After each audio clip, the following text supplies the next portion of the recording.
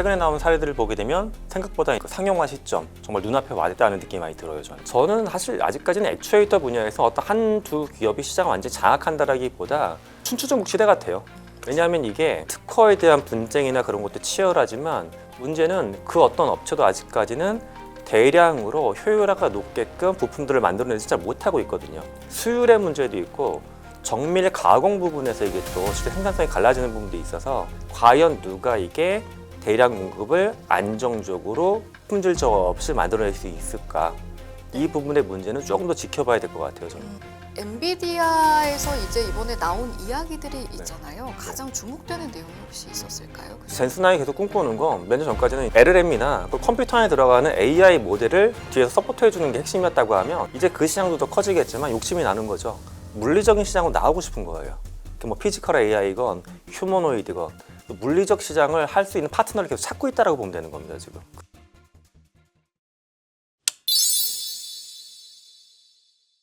네, 여러분 안녕하세요. 이승입니다. 이제 글로벌 빅테크들의 시선이 AI의 몸통이죠. 즉 휴머노이드 로봇으로 향하고 있습니다. 이 로봇을 인간처럼 정밀하게 움직이게 하기 위해 필요한 것이 있죠. 또 그게 요즘에 글로벌 시장을 뒤흔들고 있는데요. 바로 액추에이터라고 합니다. 오늘 이 시간에는 휴머노이드 시대 액추에이터의 모든 것을 짚어보겠습니다. 인지과학자 경희대 경영대학원 김상균 교수님 모셨습니다. 어서 오세요. 네, 안녕하세요. 반갑습니다. 반갑습니다. 로봇 기술이 정말 휴머노이드를 향해서 빠르게 이동해가고 있다, 발전하고 있다 이런 생각이 드는데 혹시 교수님은 이 정도 속도 예상하셨습니까? 생각보다 좀 더 빠른 것 같기는 해요. 어떤 분들은 로봇이 그래도 뭐 유튜브 같은데 영상으로 나와서 뭐 축구하거나 춤추는 건 보지만 그렇다고 해서 그게 공장이나 가정에 들어오겠어라고 생각하시는 분들도 많이 계시긴 한데 최근에 나온 사례들을 보게 되면 생각보다 이제 그 상용화 시점 정말 눈앞에 와 있다는 느낌이 많이 들어요, 저는. 네, 상용화 시점이 눈앞에 와 있다 이렇게까지 말씀을 네. 해주셨는데 교수님의 책을 보면 이제 휴머노이드를 가리켜 인간을 닮은 기계 공존의 시작 또 이렇게 표현을 해주셨거든요. 상용화까지 앞두고 있다면 지금 정확히 어느 정도 수준까지 발전한 걸까요? 가장 대규모로 빨리 쓸 수 있는 데가 이제 현대식 공장이나 작업장이에요. 일례로 뭐 한 지난주쯤에 발표됐던 미국 회사 피규어사의 로봇을 보게 되면 피규어 이제 3번째 모델인데 물류센터에서 분류 작업하는 영상을 공개했어요. 이게 좀 계기가 재밌는 게 사람들이 피규어사에 대해서 약간 이제 악의적인 반응을 보이는 거죠. 아, 이거 맨날 영상 공개하자면 편집된 거고 진짜 일할 수 있겠니 이게? 피규어사 화가 나가지고 일하는 거 보여줄게. 라이브로 그냥 보여줬어요, 유튜브에서. 원래 한 2~5시간 보여주기로 했는데 로봇이 일을 잘하니까 그냥 안 끊고 계속 간 거예요. 그래요? 80시간 동안 일을 했어요. 80시간은 정말 인간을 가정하면 할 수 없는데. 아무리 보너스를 많이 준다고 해도 저는 뭐 세력상 10시간 이상 못하는 것 같은데 네네네. 8시간 일을 했던 게 이제 뭐냐면 분류 작업입니다. 컨베이어 벨트에서 물류가 오게 되면은 바코드 찍을 수 있게 위치를 맞춰주는 걸 로봇이 서가지고 사람처럼 하는 거예요. 보통 일반 작업자들이 하나 하는데 한 3초 정도 걸린다고 하는데 거의 근접한 속도로 로봇이 앉아서 계속 분류를 하고 있어요. 80시간 지치지 않고. 80시간 이후엔 영상이 꺼졌는데 그건 뭐 로봇이 과부하가 걸렸거나 그런 문제가 아니라 그냥 더 보여줄 필요가 없지 않니? 라고 해서 그냥 끝났던 거였어요. 그 정도 이미 뭐 현실로 들어와 있고요. 또 정말 개인적으로 봤을 때는 올 하반기부터 미국의 원엑스라고 하는 기업은 가사도우미 로봇을 마치 우리가 지금 뭐 비대나 정수기 빌려 쓰는 것처럼 빌려준다. $499다. 사전 접수받고 있어요. 그럼 이제 인간용 로봇이 집에 와가지고 빨래도 이렇게 해서 뭐 객해서 넣어주기도 하고 물걸레 빨아가지고 바닥도 닦아주고 장바 얹고 팬트리에 넣어주기도 하고 그런 거하고 이제 올 하반기부터 미국에서는 시작이 됩니다. 자신 있다는 건가요? 그러면 가사를 서비스를 제공할 만큼 지금 올라와 있다 발전 속도가 이걸 자신하는 거네요. 근데 좀 깊게 들어가면 약간 아직까지는 좀 먼저 들어가는 건 있어요. 뭐냐면 그 로봇을 이제 계약할 때 뭐 조건 중에 뭐가 있나 보게 되면은 원격 근로자가 로봇이 문제가 생기면 접속할 수 있고 동의하는 사람만 쓰게끔 돼 있어요. 뭐냐면 로봇이 집에서 일을 하다가 뭔가 버벅거리고 걸렸어. 원엑스의 이제 24시간 대기조가 원격으로 들어와서 로봇을 카메라로 보면서 대신 조작해 주는 거예요. 이런 식으로. 또 관련돼서 보면 미국이나 인도도 그런데 미국은 최근에 이제 로봇 관련 기업들이 어떤 서비스 하기 시작했냐 하면 집에 청소를 무료로 해주는 서비스 모델들이 등장했어요. 인간이 가서 청소를 무료로 해줘요. 원래 한 10만 원, 20만 원 내야 되는데 조건이 이마에 카메라 들고 들어가는 거예요. 인간 근로자가 들어가서 막 청소해준 다음에 이 청소해준 1인칭 시점의 영상을 로봇 학습할 때 씁니다. 또 이제 이런 데이터 풀을 만들어내는 인도의 수많은 뭐 핸드팜이라고도 부르는데 저희는 인간이 수작업하는 것들을 영상으로 찍어서 미국에 보내주는 인도의 그 인간 데이터 수집하는 공장들이 엄청나게 많이 늘어나고 있어요. 그래서 이제 뭐 5년 후 10년 후가 아니라 당장 올해 하반기부터 공장이건 작업자이건 가정이건 간에 이제 들어오는 게 보일 것이다. 네. 라고 저는 예측을 합니다. 또 교수님과 함께 대화하다 보니까 네. 정말 발전 속도가 빠르고 네. 상용화가 정말 코앞으로 다가왔다가 네. 좀 피부로 체감이 되는 것처럼 느껴지기도 하는데 사실은 우리가 그동안 뭐 챗GPT나 제미나이 이야기하면서 굳이 따지자면 AI의 두뇌 쪽 이제 그렇죠. 그쪽에만 좀 집중을 하다가 이제는 우리가 이제 AI의 근육이라고 부르는 액추에이터에 좀 네. 관심을 가지게 된 거잖아요. 그렇죠. 지금 이 시점에 왜 액추에이터가 조명받고 있는 걸까요? 이제 지능은 충분히 좋아진 것 같아요. 뭐 정말 단순하게 비교만 해보면 IQ가 최근에 나오는 LLM들은 150이 넘거든요. 뭐 ASI도 몇 년 있다 나올 거라고 하고 머리는 충분히 좋은데 머리만 좋아갖고 할 수 있는 일이 한계가 있죠. 세상은 아무래도 물리적으로 뭔가 만들고 움직이는 게 필요한데 그러기 위해서는 얘를 이 머리에서 판단한 거를 뭔가 움직임으로 바꿔준 장치가 필요한데 이제 공학을 뭐 깊게 아시는 분이 아닐지라도 아니 과거에 뭐 이렇게 모터도 있었고 뭐 펌프 같은 것도 있었는데 굳이 왜 액추에이터를 이야기하느냐? 이제 오늘 이제 이야기 주제가 또 휴머노이드와 관련된 이야기인데 예. 휴머노이드가 인간처럼 생겼는데 인간의 몸에 정말 많은 관절 부분이 있거든요. 동력을 발생시킬 수 있는 이 부분을 만들어주는 핵심 부품이다라고 보시면 돼요. 액추에이터가. 그러면 이제 제가 듣기로는 액추에이터라는 게 무슨 감속기, 뭐 네. 모터, 뭐 이런 역할이 동시에 들어가서 맞아요. 뭐 작용하는 거라고 네. 하던데 저는 이게 좀 어렵더라고요. 좀 더 깊게 들어가 보면 이렇습니다. 우리가 네. 이제 일상에서 쉽게 볼 수 있는 모터라고 하게 되면 아침에 만약 헤어드라이어 막 바람 훅 내보내주는 거, 또 여름에 선풍기 키면 막 돌아가잖아요. 이게 모터인데 선풍기는 우리가 이제 막 돌리다가 3단으로 돌리다가 껐어. 그럼 서서히 쿵쿵쿵 돌아가다 딱 멈추죠. 처음에 돌아갈 때도 보게 되면 천천히 돌다 빨리 돌고. 로봇 팔이 만약에 선풍기 모터를 그냥 달았다 가정을 해보게 되면 갑자기 팔을 켰더니 팔이 팍 돌아가. 이러면 의미가 없는 거잖아요. 그렇죠, 그렇죠. 그래서 기존에 있던 모터와 완전 다르다기보다 이 모터가 힘도 있고 빠른데 문제는 정확하게 만약에 뭐 20도만 움직여야 돼. 그리고 빨리 도는 게 중요한 게 아니라 10kg짜리 물건을 집어 올릴 수 있어야 돼. 그리고 정확히 딱 여기에서 멈출 수 있게끔 얘가 뭔가 센서로 반응을 해야 돼.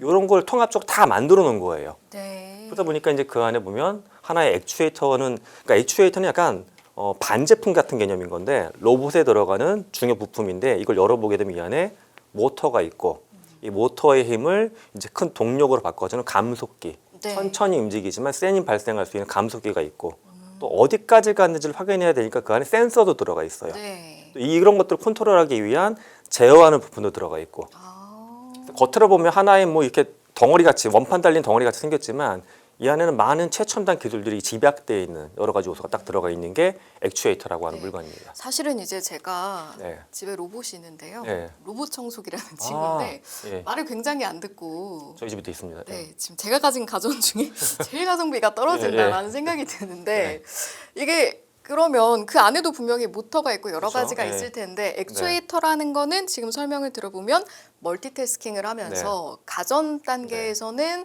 이제 작용이 조금 덜 그럭거리는 부분이 있었던 이런 모터, 감속기 뭐 여러 가지 네. 역할을 해서 좀 더 인간처럼 네. 작동을 유연하게 해준다 뭐 이렇게 정리하면 되겠습니까? 그렇죠. 근데 만약에 로봇 청소기랑 이제 대비를 해보게 되면 네. 로봇 청소기가 동그래가지고 약간 제가 좋아하는 호떡같이 생긴 거잖아요. 이렇게 바닥 기어다니는. 그렇죠. 그렇더라고요. 얘는 근데 뭐 기본 그런 로봇 청소기 모델에는 액추에이터까지는 들어갈 일이 없어요.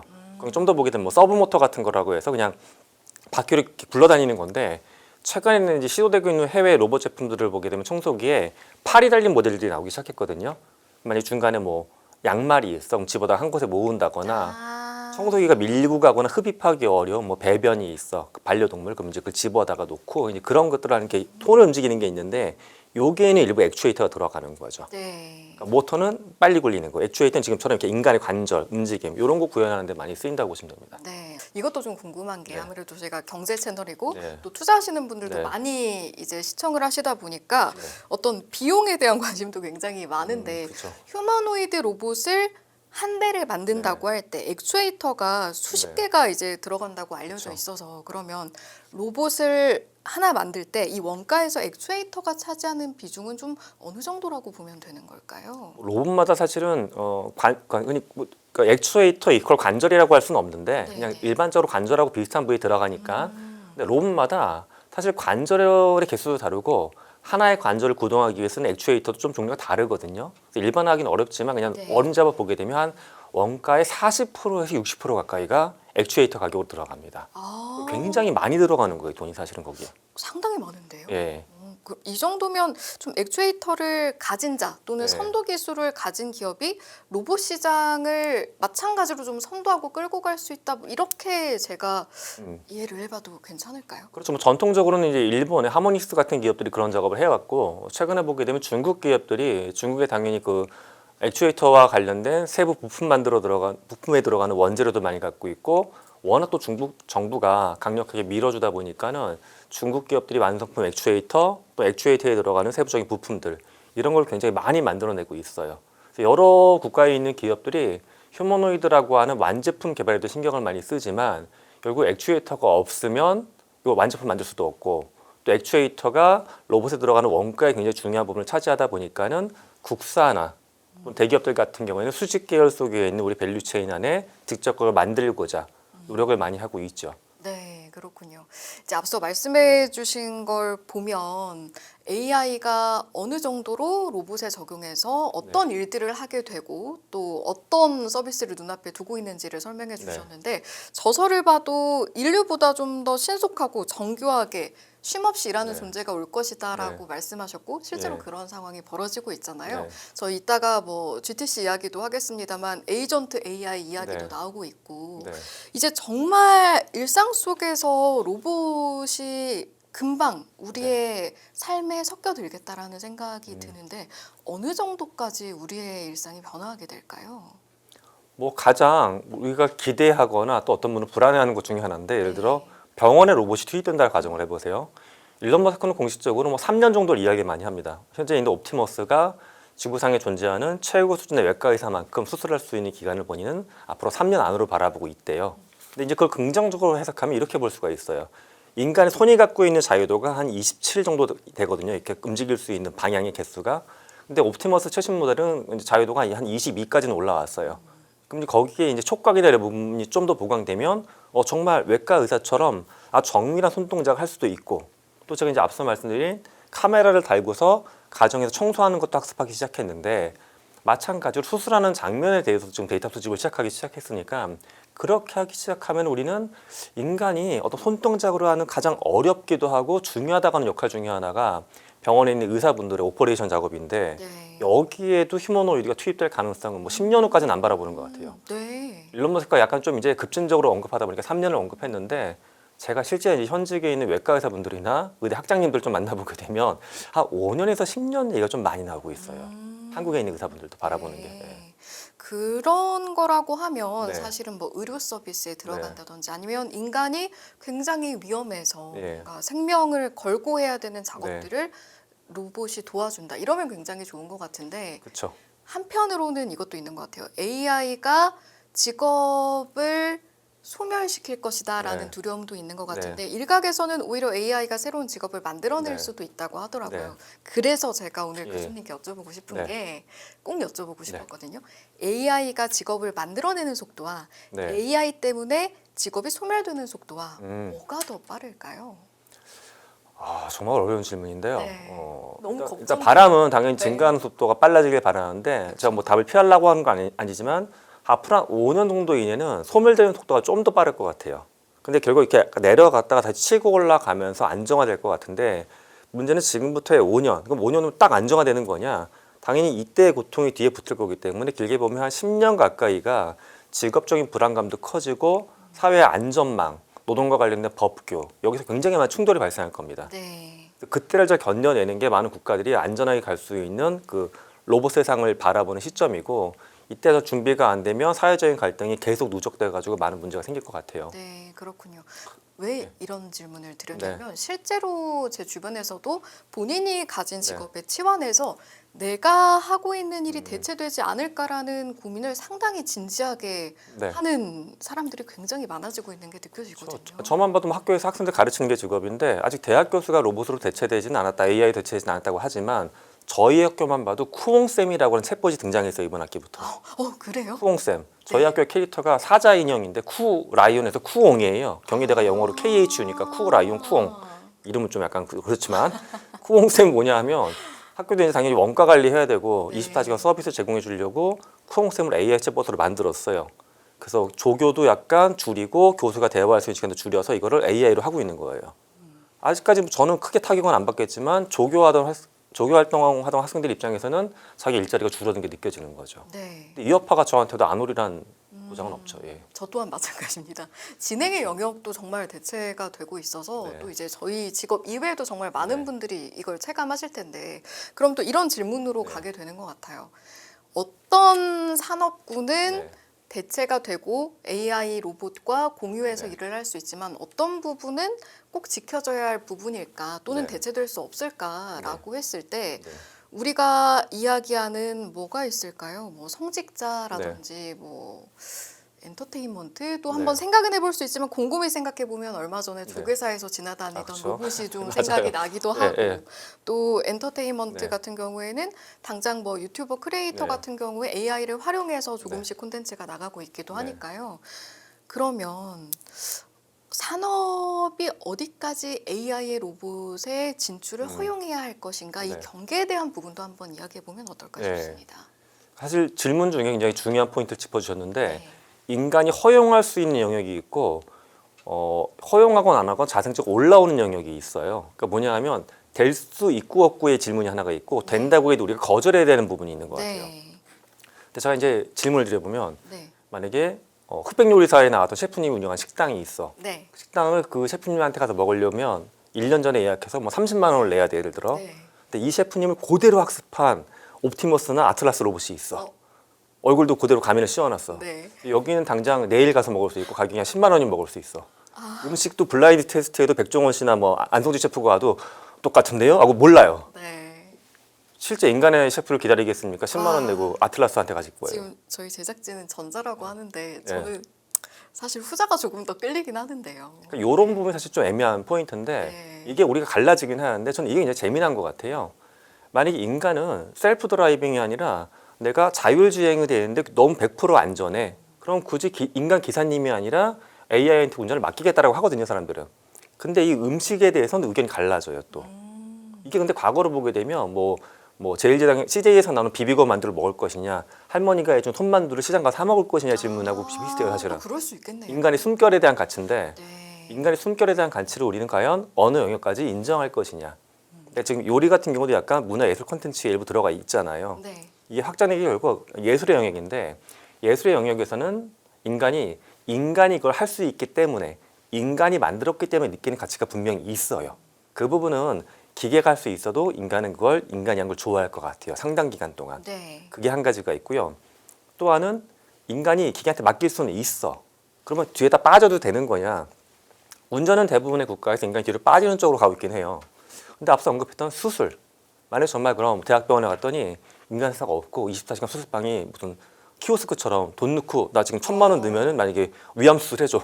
너무 인간은 싫은데요? 이상하잖아요. 네, 네. 누가 책임져 주거나 그런 게 필요하고 뭐 최근에 보게 되면 뭐 안과에서 어떤 수술할 때 보게 되면 두 가지 옵션이 있는데 하나는 좀 저렴한 버전은 그냥 기계 들어가고 하나는 약간 비싼 거는 기계가 수술해 주는데 인간 의사분이 뒤에서 손잡고 있어 주더라고요. 근데 그걸 또 환자들이 좋아해요. 이 사람이 날 지켜주는구나. 그런 부분에 또 가치가 있을 겁니다. 네. 어쩔 수 없는 게 인간이 내가 생물학적으로 살아있는 존재다 보니까는 저 기계는 살아있지 않다라는 걸 알고 있기 때문에 넘어가지 못한 선이 분명히 있긴 있어요. 예. 그러면 그 선에 대해서 지금 좀 논의가 나오는 네. 경계가 생기는 부분들이 있긴 한가요? 네.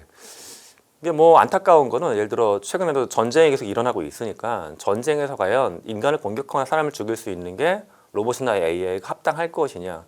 이 논의는 원래 이제 이런 생성형 AI가 나오기 이전까지는 논의가 있었어요. 근데 오히려 생성형 AI가 나오고 휴머노이드 얘기가 수면으로 올라오면서 논의가 지금 거의 멈춘 상태입니다. 그러다 보니까는 미국 같은 경우도 향후 한 4년, 5년 뒤에는 미국이 이제 나가는 전장에는 휴머노이드 투입하겠다고 발표한 상태이고 중국은 현재 휴머노이드 훈련하는 공개가 안 됐지만 사족 보행 로봇에 이제 소총들을 장착해가지고 공격 훈련하는 것들은 공개가 되고 있거든요. 결국에는 가장 인간과 인간이 만나는 비인간다운 현장인 전쟁 현황에도 로봇은 투입될 것 같아요. 네. 네. 지금까지는 이제 투입되는 것에 네. 대한 경계 혹은 조심 또는 네. 가이드라인을 확실히 만들어야 되는 부분에 대해서 말씀을 해주셨으니까 사실은 그럼 앞으로 어떻게 살아야 해 아니면 투자할 때 어떤 미래를 그려야 해 하는 분들도 많으시고 또 그걸 생각하시면서 이제 AI 휴머노이드 로봇을 바라보고 계실 거기 때문에 그러면 확실히 이제 휴머노이드 로봇이 오고 피지컬 AI가 더욱 활성화되고 있어라고 했을 때 이 산업만큼은 번성할 수밖에 없다. 조금 더 구체적으로 좀 네. 언급해 주실 산업군들이 있을까요? 세부적으로. 당연히 그거를 만든 제조와 관련된 네. 그러니까 로봇을 만드는 원천 부품이나 완제품 만드는 산업도 활성화될 것이고 우리가 인간이 앞단에서 개입할 수 얘기했던 있는 산업 예. 중에 궁금합니다. 인간이 개입할 수 있는 산업이요. 네. 결과적으로는 예술과 문화 산업이에요. 아, 왜냐하면 우리 생각을 해보세요. 2, 30년 전하고 지금하고 비교해 봤을 때 경제 규모가 커졌는데 뭐가 커졌나 생각을 해보시죠. 서울 시내 자동차가 무지막지하게 더 많아졌거나 우리가 하루에 밥을 3끼 먹다 10끼 먹진 않거든요. 우리가 소비하는 것 중에 눈에 띄게 증가한 게 사실 문화 콘텐츠예요. 그러니까 정말 전 옛날 사람이니까 저 어렸을 때 돌아가 보면 TV 채널이 달랑 2-3개밖에 없었는데 맞아요. 지금 TV 채널이 몇 개인지 본인들도 셀 수가 몰라요. 없어요. 유튜브까지 포함하면 뭐 카운트리스트잖아요, 진짜. 맞습니다. 근데 그럼 그 많은 것들을 사람들이 왜 열망하는 걸까? 인간의 문화와 예술에 대한 욕망이 저는 다른 물질적인 욕망보다 훨씬 더 크다라고 보고 있어요. 그럼 결국 그 영역에서 사람들이 일을 하는 자리는 더 많이 증가할 수밖에 없습니다. 근데 그걸 또 뭐 최근에 보게 되면 AI가 영화를 찍어내기도 하고 대체한다라고도 하지만 결국 인간은 끝까지 AI가 100% 만들어낸 것에 대해서는 그게 아무리 사람이 만든 거랑 비슷해져도 결국 만족을 못 할 거예요. 그래서 저는 이 시대가 오히려 제조 공장은 많은 로봇이 들어가겠지만 인간은 그거보다는 사실 일반적으로 창조하는 걸로 좋아하는데 창조의 영역에서 인간의 일자리가 더 폭발적으로 증가할 거라고 저는 예상을 하고 있어요. 네, 창조의 영역을 봐야겠다. 그러면 인간을 제외하고 이제 주목이 되는 산업은 결국 당연히 로봇 AI 산업에 수반되는 세부 산업들이겠네요. 그렇죠. 결국 인간이 육체노동하는 것들을 산업혁명이 되면서 기계가 대체한 거고 근데 지금 그 기계가 대체되는 것의 한계를 넘어서는 거예요. 원래는 기계가 있지만 그래도 기계랑 인간이 함께 일했어야 됐고 기계를 이렇게 세분화해서 다 만들기 힘든 거는 인간의 자유도를 끌고 들어가서 거기서 5만 가지 이런저런 작업들을 다 했던 건데 이제는 인간이 하던 역할을 다 맡길 수 있게끔 가는 거거든요.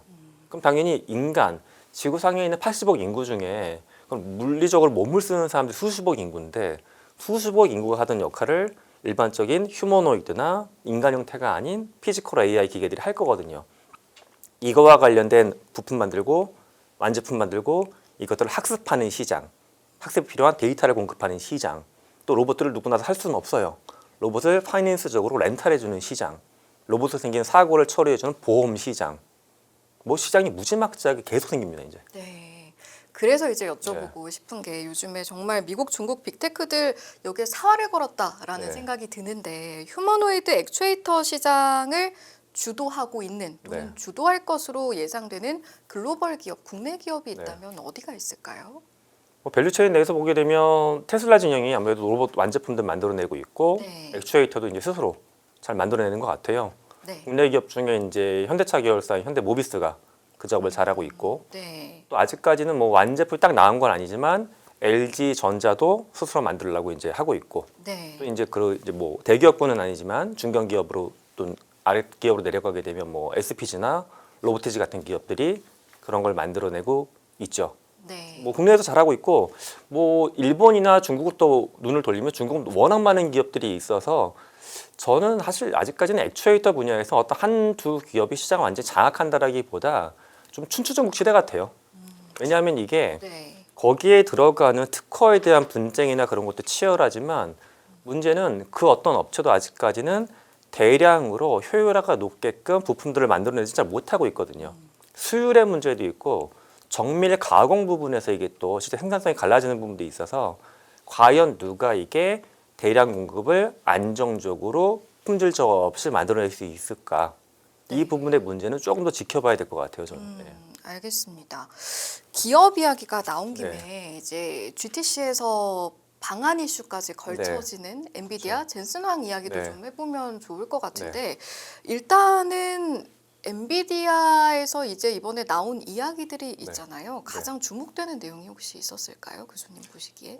제가 봤을 때 젠슨하이 계속 꿈꾸는 건 몇 년 전까지는 이제 당연히 그 칩 기반으로 해서 사람의 LLM이나 컴퓨터 안에 들어가는 AI 모델을 뒤에서 서포트해 주는 게 핵심이었다고 하면 이제 그 시장도 더 커지겠지만 욕심이 나는 거죠. 물리적인 시장으로 나오고 싶은 거예요. 뭐 피지컬 AI건 휴머노이드건 물리적 시장을 할 수 있는 파트너를 계속 찾고 있다라고 보면 되는 겁니다. 지금 크게 봤을 때. 네.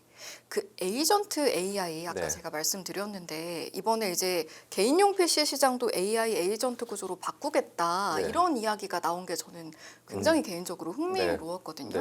네. 일단은 에이전트 AI 아시는 분들도 네. 계시겠지만 혹시 모르시는 네네. 분들을 위해서 개념 설명과 함께 이게 의미하는 바도 함께 말씀해 주시면 도움이 될 것 같습니다. 뭐 에이전트 AI는 예를 들어 뭐 내가 GPT를 쓰거나 클로드를 쓰게 되면 뭐 물어보면 답을 해주죠. 근데 내가 만약에 뭐 KTX 어디 갈 건데 뭐 기차 시간 찾아봐줘. 또 어디 여행지에 맛집 찾아봐줘. 맛집 알려줘요. 근데 문제는 그 맛집이 실제 오늘 영업하는지 예약되는지 내가 전화를 걸거나 네이버 앱을 다 시켜가지고 일일이 해야 되는 거죠. 근데 만약에 에이전트가 된다는 말은 뭐냐면 내가 오늘 나주 갈 건데 이 동선 안에 있는 연탄 불고기 집하고 뭐 곰탕집을 해서 네가 예약까지 해줘 라고 하면 그냥 혼자 알아서 막 예약하는 거예요. 그 만약 컴퓨터에 들어갔다는 건 뭐냐면 그 컴퓨터에 있는 AI 앱이 움직이면서 내 브라우저를 열어. 그래서 그 네이버를 들어갈 수도 있어요. 그리고 예약할 때 만약에 사전 결제가 필요하면 제가 사전에 등록했던 뭐 네이버페이나 신용카드 불러내가지고 제가 결제까지 해놔요. 그럼 저는 이제 나중에 확인된다만 보면 되는 거죠. 그러니까 쉽게 말씀드리면 비서처럼 보시면 된다고. 비서. 이게 우리가 영화에서 보는 흔히 자비스. 네, 자비스에게 말 걸면서 나한테 필요한 걸 알아서 다 네. 해주는 비서처럼 네. 이게 정말 얼마 남지 않았다라고도 볼 수 있는 거예요. 그러니까 지금도 개인들이 좀 쓰기는 쓰세요. 사실 뭐 AI를 사람들이 다 쓴다 하지만 전체 지구의 인구 중에 6분의 1밖에 아직 안 쓰고 있고 그 중에서 에이전트 쓰시는 분들은 더 적기는 적어요. 네. 근데 저도 이제 클로드 기반의 에이전트를 만들어 쓰고 있긴 한데 이메일 같은 거 중에서 이제 저는 뭐 분석해서 보여주거나 또는 이메일 답변하는 거 초안 잡아주는 것까지는 해요. 근데 저는 이제 샌드 버튼을 못 누르게 막아놨어요. 제가 누르게끔. 사고가 나면 안 되니까. 근데 그런 식으로 아직까지는 조금 불편도가 있는데 DTC에서 젠슨항이 주장한 것처럼 PC 기반의 에이전트가 들어가게 되면은 그냥 마치 스마트폰이 기본 앱처럼 PC가 작동하는 거니까 누구나 자기에 맞는 비서를 만들어가지고 쓰는 시대로 넘어가는 거죠, 이제. 네. 이것도 좀 여쭤보고 싶은 게 젠슨왕이 방한을 해서 네. 물론 GTC 때 만난 네. 이제 기업 인사들도 있지만 또 방한해서 이제 나누게 될 이야기들이 있잖아요. 네. 아까 주목할 기업도 말씀해 네. 주셨는데 이번에 젠슨왕이 굳이 네. 만났는데 그곳에서 만났는데 이번에 또 한국에 와서 네. 나눌 이야기 왜 무엇을 얻기 위해서 방문하는 걸까요? 사실 젠슨항이 뭐 나쁜 의미 표현이 아니라 쇼맨십이 굉장히 좋은 것 같아요. 퍼포먼스가 네, 좋다. 퍼포먼스가. 네. 기업하고 뭔가 전략적인 이벤트를 만들 때 대중은 사실 그걸 이해하기가 좀 어려운 면이 있거든요. 전 참 재밌는 게 AI건 휴머노이드건 피지컬 AI건 굉장히 기술적 복잡한 이야기인데 대중들이 이걸 다 알고 있어요. HBM의 문제도 사람들이 알고 있고 되게 웃긴 것 같은데 이게 그만큼 기업들이 어떤 퍼포먼스나 마케팅을 잘한 결과예요. 그러니까 젠슨항도 그런 이벤트를 일단 한국에 와서 네. 하고자 하는 욕구가 분명히 있는 것 같아요. 그게 있고 또 하나 이제 와가지고 기업들을 구체적으로 이제 그 행보를 당연히 현장 전문가들 많이 데려다가 앞단에서 물론 기업 총수들끼리 회동을 하겠지만 당연히 오게 되면 관련된 분들이 뒷단에서 따라올 거기 때문에 세부적인 협의가 국내에서 발생하겠죠. 뭐 LG 전자건 네이버건 현재는 가장 그 두 기업이 많은 이야기를 할 수 있지 않나 생각해요. 이번 네. 방안에는. 예. 아, 근데 단순히 GTC 현장에서 이야기할 수 있는 것과 이번에 방안에서 하는 게 좀 더 깊어질 수 있는 영역이 다른가 보네요. 저는 그렇게 생각을 해요. 예. 아무래도 실무진들도 네. 더 함께 네. 접촉할 수 있고 그래서 그런 걸까요? 그리고 이제 LG 같은 경우만 봐도 전자하고만 협력한다라기보다 그 협력의 밸류체인 안에는 이노텍도 들어갈 것이고 LG U+도 들어갈 것이고 LG의 많은 계열사들이 한꺼번에 협력할 수 있는 모델들이 나올 수밖에 없거든요. 그러니까 당연히 그런 분들이 서로 협의할 수 있는 장을 만들어 놓는 게 훨씬 좋겠죠. 예. 그렇군요. 피지컬 AI 우리 요즘에 그 어느 때보다 좀 이야기를 많이 하게 되는데 지금 우리 기업들 뭐 엔비디아도 그렇지만 우리 기업들 여러 이야기를 해봤잖아요. 지금 경쟁력 면에서 어느 정도 위치에 올라와 있다고 보면 되는 겁니까? 피지컬 AI 영역에서 영역에서 뭔가 활동하고 뭔가 성과를 보여주고 만들어가고 있는 우리 기업들 중에서요. 피지컬 AI가 사실 이제 피지컬 AI의 일부가 휴머노이드인데 피지컬 AI를 큰 틀로 보게 되면 일반인이 보기는 어렵지만 그 대형 공장에서 쓰는 산업용 로봇이 있거든요. 거대한 로봇 팔들. 이것도 그냥 피지컬 AI의 초기 모델이라고 볼 수가 있어요. 그런 것들은 예를 들어서 뭐 H 현대만 봐도 1980년대부터 생산해서 만들어 왔거든요. 역사가 길어요. 그리고 또 우리나라가 강점을 갖고 있는 게 제조업 분야 강국이다 보니까 그 데이터를 아직까지는 잘 가공을 못 해냈지만 제조업에 들어가는 원천 데이터가 굉장히 많이 있고 또는 앞으로도 가공하기가 좋은 환경이에요. 그래서 저는 경쟁력이 충분히 있다고 봅니다. 네. 또 한국에 충분히 그걸 감당할 수 있는 통신망이나 통신사들 또 뒷단에 보게 되면 클라우드 인프라도 갖고 있기 때문에 보면 제조 현장의 데이터 이걸 끌어 뭉칠 수 있는 통신망 네. 이걸 또 LLM이 집어넣을 수 있는 어떤 클라우드 사업자 다 갖고 있어요. 네. 그러다 보니까 한국이 앞으로 피지컬 AI에서 무언가 하기에는 굉장히 좋은 입지를 갖고 있습니다. 그래서 그런지 젠슨왕도 이제 이번에 우리나라를 가리켜 얘기하면서 뭐 GTC 네. 서울에서 열 생각도 있냐 이렇게 물어봤나 네. 봐요. 그러니까 한국은 네. 제가 정확한 워딩은 기억이 예. 안 나는데 한국은 뭐 여러 가지 산업이 네. 있고 그래서 이걸 좀 테스트해보고 뭔가 해보기 좋은 공간이다 네. 뭐 이런 식의 답변을 한 것 같더라고요. 네. 사실 뭐 저도 한국인이니까 한국에서 더 좋은 걸 많이 좀 좋긴 하겠는데 약간 그런 생각이 들 때도 있어요. 사실 보면 젠슨왕이 당연히 대만의 백그라운드가 있는 분이니까 대만에 가장 애정도가 높고요. 일본 가서도 행사하기도 하는데 우리는 사실 이제 우리한테 약간 좀 뭐랄까 우리끼리 좀 더 그걸 긍정적으로 돌아보는 회의라고 돌아가는 것 같긴 해요. 그래서 때로는 조금 객관적으로 더 말씀해 주세요. 교수님께서. 객관적으로 볼 필요도 있다. 네. 젠슨왕이 바라보는 건 한국에 특화된 거를 빼먹을 수 있는 거에 딱 짚어놓은 거죠. 네. 한국이 당연히 모든 산업에서 다 잘하는 건 아니다 보니까는 네. 지금 말했던 제조, 통신, 클라우드 이런 건 어떤 아시아 허브 정도로 봤을 때 굉장히 매력도가 있으니까 그건 하는 건데 네. 그 여타 모든 것들을 다 붙이기에는 아직까지 좀 젠슨왕 입장에서 아마 저울질할 것 같아요. 네. 그 뭐 삼성이나 뭐 네. 하이닉스나 현대차나 뭐 지난번 깐부해동도 있고 이제 주목받았던 기업인데 이번에 또 주목받았던 게 피지컬 AI의 핵심 파트너로 SK텔레콤 아까 통신망 네네. 말씀도 하셨는데 이번에 언급한 게 또 주목이 되기도 했는데 네. 이건 좀 어떤 시사점이 있다고 보시는지도 궁금하거든요. 뭐 기업을 뭐 비교한다는 게 좀 조심스럽긴 하지만 SKT나 KT가 좀 결이 다른 게 KT는 내부적으로 로봇 관련된 OS도 만들고 있고 뭐 LLM 그다음에 데이터 수집 사업도 하고 있지만 KT는 표면적으로 뭐 엔비디아 쪽하고 깊게 협력하지는 않고 있어요. 근데 SKT 진영을 보게 되면 SKT는 이제 독자 파운데이션 모델 국가 사업에도 들어가 있지만 또 그거 개발할 때 당연히 엔비디아 GPU도 많이 쓰고 있고 사람들이 독자 파운데이션 모델이라고 하니까 좀 오해하기가 쉬운 건 독자 파운데이션 모델 소버린이니까 여기 개발에 들어가는 어떤 학습의 도구도 다 SKT가 직접 만들었을 거다라고 생각할 수 있지만 사실 학습도가 상당수가 엔비디아 거거든요. 그럼 이미 SKT는 엔비디아랑 협력을 많이 하고 있어요 이미.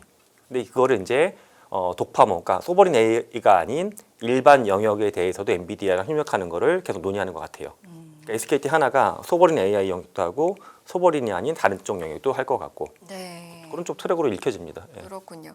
이제 지금까지는 저희가 뭐 미국, 우리나라를 기점으로 이야기를 했다면 사실은 이 산업 관련해서 중국의 로봇 공급망이 무서운 속도로 따라온다라는 부분 이것도 좀 네. 이야기를 해보고 싶은 게 항상 중국의 어떤 산업군에서 우리도 동참한다라고 침투하면 일단 단가가 낮아지면서 추격을 그쵸. 하잖아요. 거기서 오는 위협이 분명히 있는데 중국산 저가 하드웨어 부품이 이제 좀 공세가 온다. 그래서 네. 우리가 단가 싸움이 안 된다라고 했을 때 그때 뒤집을 수 있는 게 어떤 기술적이나 전략적인 좀 초격차 전략 아니겠습니까? 지금 우리 기업들은 그런 독점적인 치트키가 있을까요?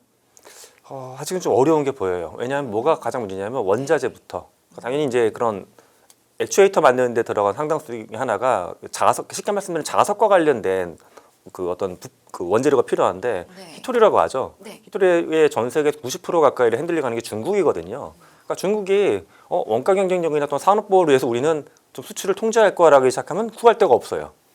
극단적으로 보게 되면 테슬라 옵티머스에 들어가는 것도 중국 부품이 못 쓴다. 가격이 한 3배 올라갈 거예요, 옵티머스가. 근데 그 똑같은 리스크를 한국 기업도 안고 있는 거거든요.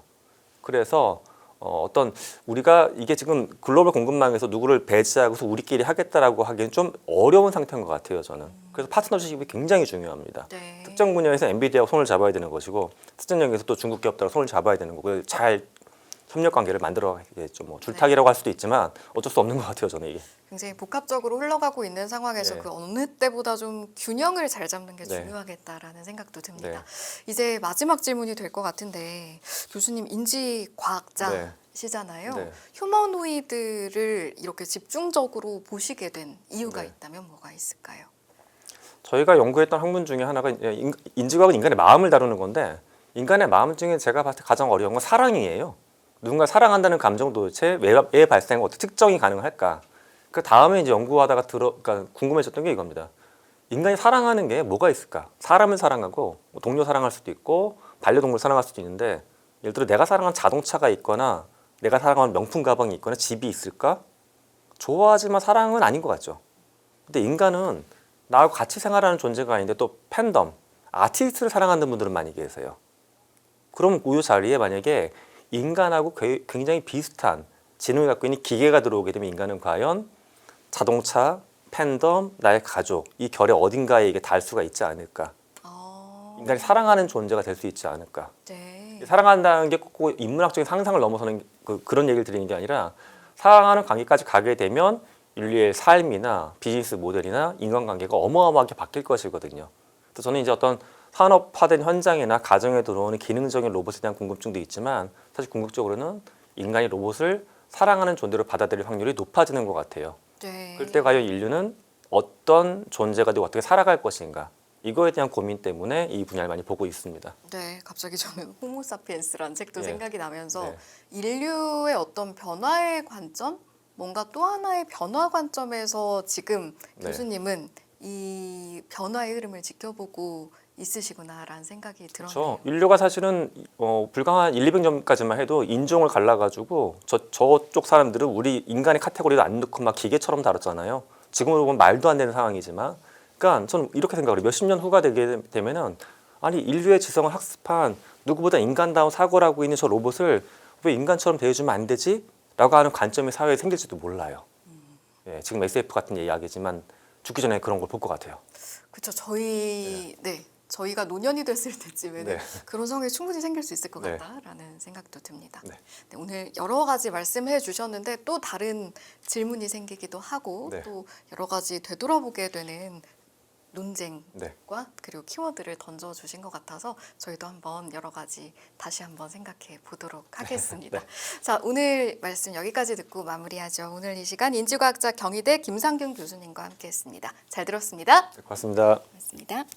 네, GTC에 이어 젠슨왕 방안을 눈앞에 둔 지금 그 어느 때보다 피지컬 AI에 대한 관심이 이어지고 있는데요. 피지컬 AI 휴머노이드 로봇 시대를 앞둔 지금 주목해야 할 포인트들, 또 여러분이 관심 가질 만한 여러 가지 이야기들 오늘 이 시간 함께 다뤄봤습니다. 인포맥스 라이브 오늘 준비한 소식은 여기까지고요. 저희는 더 유익하고 여러분께 도움되는 소식으로 다시 돌아오겠습니다. 함께해 주신 여러분 고맙습니다.